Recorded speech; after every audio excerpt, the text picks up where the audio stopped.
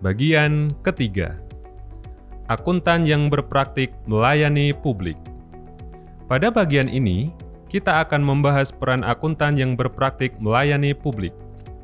Akuntan sebagai individu yang mempunyai register negara akuntan dan terdaftar pada asosiasi profesi di bidang akuntansi, seperti Ikatan Akuntan Indonesia, memberikan jasanya baik kepada pihak internal maupun eksternal. Secara sederhana, akuntan yang memberikan jasanya kepada pihak internal perusahaan dapat kita identifikasi sebagai akuntan yang bekerja di bisnis. Di sisi lain, akuntan yang memberikan jasanya kepada pihak eksternal perusahaan kita identifikasi sebagai akuntan yang berpraktik melayani publik. Sampai di sini, kita sudah mengetahui perbedaan sederhana dan mendasar antara akuntan yang bekerja di bisnis dengan akuntan yang berpraktik melayani publik. Selanjutnya, mari kita lihat definisi dari kedua terminologi tersebut sesuai Kode Etik Akuntan Indonesia. Pada bagian definisi dalam Kode Etik Akuntan Indonesia, mendefinisikan bahwa akuntan yang berpraktik melayani publik adalah akuntan, terlepas dari klasifikasi fungsional, misalnya audit, pajak, atau konsultasi, di kantornya yang memberikan jasa profesional. Mari kita lebih mendalami definisinya. Kita dapat melihat istilah jasa profesional. Apakah yang dimaksud dengan jasa profesional? Jasa profesional adalah aktivitas profesional yang dikerjakan untuk klien. Tidak berhenti sampai di sini, mari kita telusuri lebih dalam lagi. Apakah aktivitas profesional itu? Aktivitas profesional adalah suatu aktivitas yang memerlukan keahlian akuntansi atau keahlian terkait lainnya yang dikerjakan oleh akuntan, termasuk akuntansi, audit, pajak, konsultasi manajemen, dan manajemen keuangan. Jadi, mari kita lengkapi penjelasan sederhana sebelumnya bahwa akuntan yang berpraktik melayani publik adalah akuntan yang memberikan jasa akuntansi kepada pihak eksternal atau klien. Dengan demikian, bagian ini akan membahas peran akuntan dengan klien dalam memberikan jasa profesionalnya.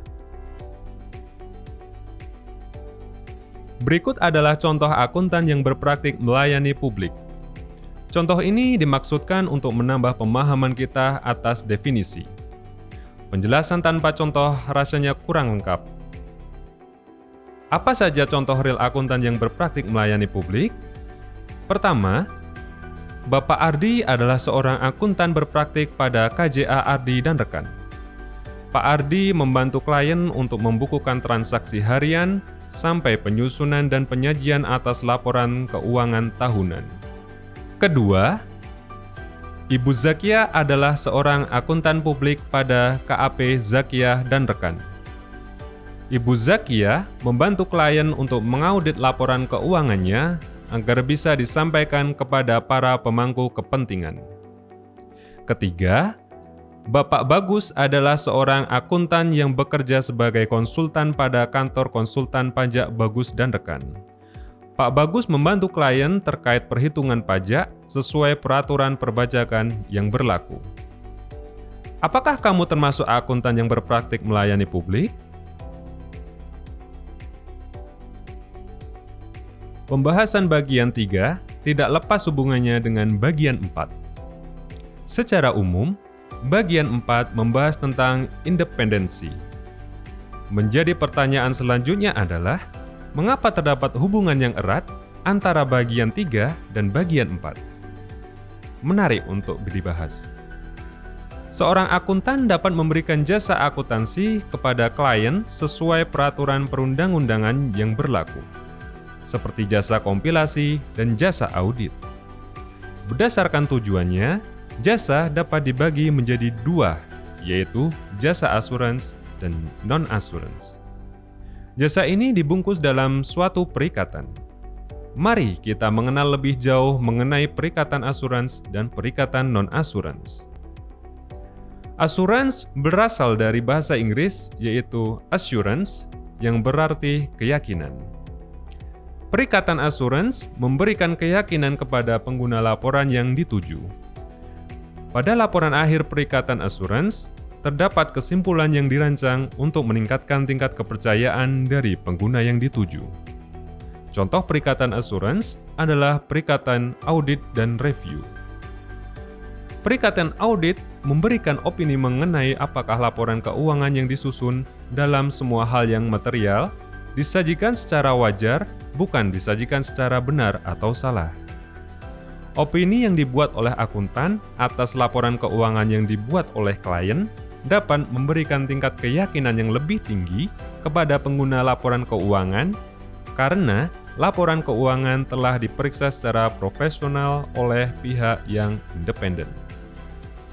Sedangkan, perikatan non-assurance tidak memberikan keyakinan kepada pengguna laporan yang dituju. Pada laporan akhir perikatan non-assurance tidak menyajikan kesimpulan yang dirancang untuk meningkatkan tingkat kepercayaan dari pengguna yang dituju. Contoh perikatan non-assurance adalah perikatan kompilasi dan pembukuan. Berbicara tentang perikatan asuransi, terdapat satu istilah yang selalu melekat, yaitu independensi. Independensi merupakan sikap seorang akuntan yang wajib diterapkan saat memberikan jasa asuransi. Independensi membantu akuntan untuk mengambil keputusan atau tindakan secara objektif dengan menggunakan pertimbangan profesional tanpa terpengaruh oleh hal-hal lain yang dapat mengganggu integritas dan objektivitas akuntan.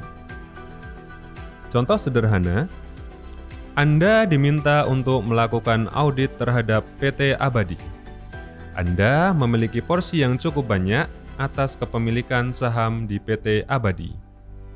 Dengan demikian, Anda mempunyai kepentingan keuangan atas PT Abadi untuk mendapatkan dividen.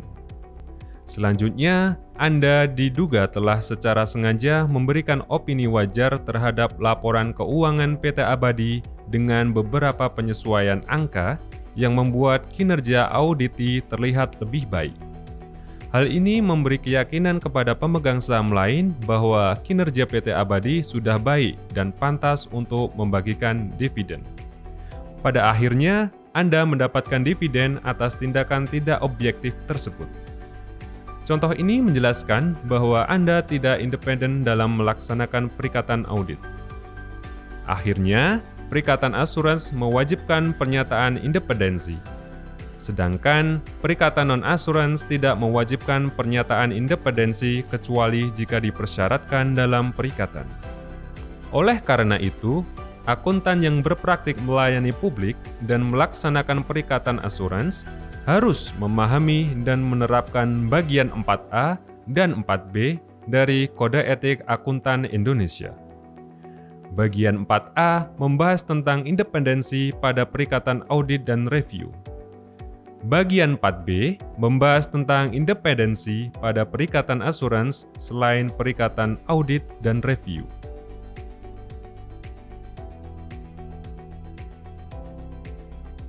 Seperti halnya akuntan yang bekerja di bisnis, maka akuntan yang berpraktik melayani publik juga wajib menerapkan kerangka kerja konseptual. Perlu diingat bahwa penerapan kerangka kerja konseptual untuk akuntan yang berpraktik melayani publik akan berbeda dengan akuntan yang bekerja di bisnis. Hal ini disebabkan oleh unsur-unsur di dalam peran akuntan yang berbeda, seperti penyediaan jasa ke pihak internal atau eksternal. Dengan demikian, seorang akuntan yang berpraktik melayani publik perlu menyesuaikan kondisi dan fakta dalam penerapan kerangka kerja konseptual sebagai pola pikir seorang akuntan dalam menghadapi berbagai masalah etika saat memberikan jasa profesionalnya. Kita telah memahami bahwa kerangka kerja konseptual terbagi atas 3 tahapan, yaitu: yang pertama, identifikasi ancaman. Yang kedua, evaluasi ancaman. Dan yang ketiga, mengatasi ancaman. Ketiga tahapan tersebut diterapkan bersamaan dengan pertimbangan-pertimbangan, sikap yang selalu mempertanyakan, pertimbangan profesional, pengujian pihak ketiga yang rasional dan memiliki informasi yang memadai, bias, dan budaya organisasi.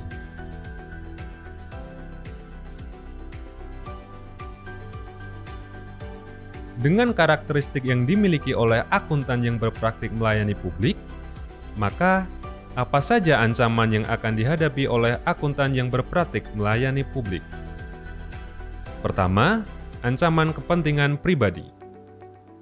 Akuntan mempunyai kepentingan keuangan langsung pada suatu klien.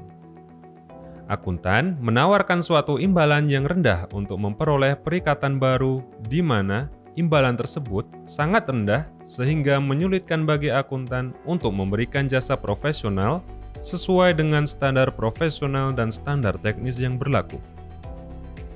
Kedua, ancaman telaah pribadi. Akuntan menerbitkan laporan asuransi atas efektivitas operasi sistem keuangan setelah akuntan yang bersangkutan mengimplementasikan sistem tersebut. Akuntan menyiapkan data asli yang digunakan untuk menghasilkan catatan yang merupakan perihal pokok dari suatu perikatan asuransi. Ketiga, ancaman advokasi. Akuntan mempromosikan kepentingan atau saham dari klien. Akuntan bertindak sebagai penasihat yang mewakili klien dalam litigasi atau perselisihan dengan pihak ketiga. Keempat, ancaman kedekatan. Akuntan memiliki anggota keluarga inti atau anggota keluarga dekat yang menjabat sebagai direktur, komisaris, atau pejabat eksekutif klien. Anggota tim audit yang memiliki hubungan yang lama dengan klien audit. Kelima, ancaman intimidasi. Akuntan memperoleh informasi dari rekan kantornya bahwa promosi yang telah direncanakan tidak akan terjadi kecuali akuntan tersebut setuju dengan suatu perlakuan akuntansi yang tidak tepat yang diusulkan oleh klien. Akuntan terancam kehilangan perikatan dari klien atau pemecatan dari kantor karena perselisihan tentang permasalahan profesional. Contoh di atas hanya sedikit dari banyak kemungkinan lainnya yang mungkin akan dihadapi oleh akuntan yang berpraktik melayani publik. Dengan mengetahui kemungkinan ancaman tersebut, Anda dapat lebih waspada atas setiap tindakan di masa depan.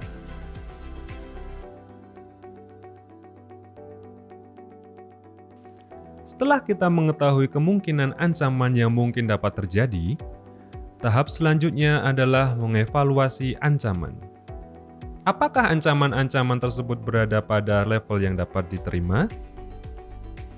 Dalam mengevaluasi sebuah ancaman, akuntan perlu mempertimbangkan faktor-faktor yang dapat mempengaruhi level ancaman, yaitu: yang pertama, klien dan lingkungan operasinya. Dalam mengevaluasi sebuah ancaman, akuntan perlu mempertimbangkan klien dan lingkungan operasinya. Hal ini berkaitan dengan status hubungannya dengan akuntan dan kondisi struktur tata kelola klien. Klien dapat memiliki status sebagai klien audit dan apakah klien merupakan entitas yang memiliki akuntabilitas publik. Klien asuransi yang bukan merupakan klien audit. Klien non-asuransi.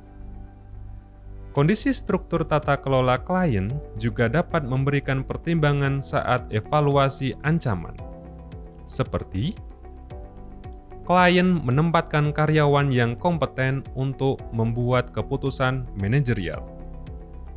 Bayangkan jika klien tidak menempatkan karyawan yang kompeten dalam membuat keputusan manajerial, maka akan sulit untuk memastikan apakah keputusan yang dibuat adalah tepat. Klien telah mengimplementasikan prosedur yang tepat dalam pemilihan tender secara objektif. Bayangkan jika proses tender hanya sebuah formalitas semata, maka sangat sulit untuk memastikan apakah vendor yang dipilih adalah vendor yang kompeten. Yang kedua, kantor dan lingkungan operasinya. Evaluasi ancaman mungkin dipengaruhi oleh kantor dan lingkungan operasinya. Kantor yang dimaksud adalah entitas tempat akuntan bekerja. Seperti Pak Zainal, seorang akuntan berpraktik bekerja di kantor jasa akuntan bernama Indonesia. Contoh faktor yang dapat mempengaruhi evaluasi ancaman yaitu persyaratan pendidikan, pelatihan, dan pengalaman seseorang dalam proses rekrutmen. Bayangkan jika KJA tidak merekrut karyawan yang kompeten, maka akan sulit memastikan apakah pekerjaan yang dihasilkan oleh karyawan tersebut akan sesuai dengan kebutuhan klien. Kebijakan atau prosedur menetapkan dan memantau kepatuhan terhadap prinsip dasar etika oleh semua personel. Bayangkan jika KAP tidak mengatur tentang pernyataan independensi, maka akan sulit memastikan apakah keputusan yang diambil dalam perikatan dapat bersifat objektif. Nomor 3. Informasi baru atau perubahan fakta dan keadaan. Selain kondisi klien dan kantor, akuntan juga perlu mempertimbangkan informasi lainnya yang bersifat relevan, baik informasi tersebut adalah informasi yang baru terjadi maupun perubahan atas fakta dan keadaan saat ini. Contoh, ketika lingkup jasa profesional diperluas. Ketika akuntan secara bersama-sama dilibatkan oleh dua klien dan muncul suatu perselisihan yang terjadi di antara kedua klien tersebut.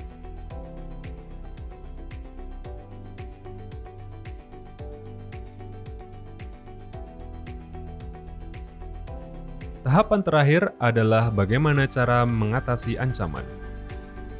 Bagaimana cara mengatasi ancaman? Akuntan yang berpraktik melayani publik memiliki dua panduan yang dapat membantu mengatasi ancaman agar ancaman dapat diminimalisir, yaitu dengan cara menerapkan pengamanan dan penugasan penelaah yang tepat. Akuntan dapat menerapkan pengamanan yang bersifat mengatasi ancaman maupun mencegah ancaman, seperti menugaskan personel yang memenuhi kualifikasi dan menugaskan penelaah yang bukan merupakan personel tim asuransi untuk menelaah atau memberikan saran yang diperlukan terhadap suatu pekerjaan asuransi. Akuntan juga dapat menugaskan penelaah yang tepat, yaitu penelaah yang memiliki pengetahuan, keahlian, pengalaman, dan kewenangan untuk menelaah secara objektif. Pada bagian ini, pembahasan mengatasi ancaman dicukupkan sampai di sini. Penjelasan lebih lanjut akan Anda peroleh pada bagian selanjutnya, bersamaan dengan pembahasan isu-isu spesifik yang akan dihadapi oleh akuntan yang berpraktik melayani publik. Isu-isu tersebut adalah benturan kepentingan, penunjukan profesional, pendapat kedua, imbalan dan jenis remunerasi lain, bujukan termasuk hadiah dan keramah tamahan, kustodi aset klien, respon atas ketidakpatuhan terhadap peraturan perundang-undangan.